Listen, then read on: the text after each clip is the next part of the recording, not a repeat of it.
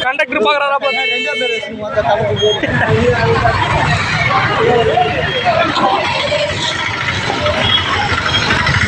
தள்ளுமா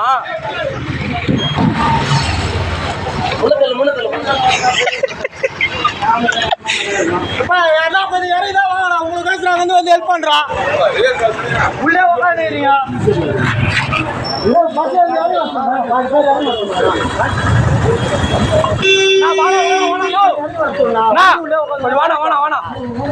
பஸ்ல இருக்கிறவங்க கொஞ்சம் கீழே இருங்க வெயிட் ஆகுது வந்து கொஞ்சம் வெளியே வர சொல்லலாம்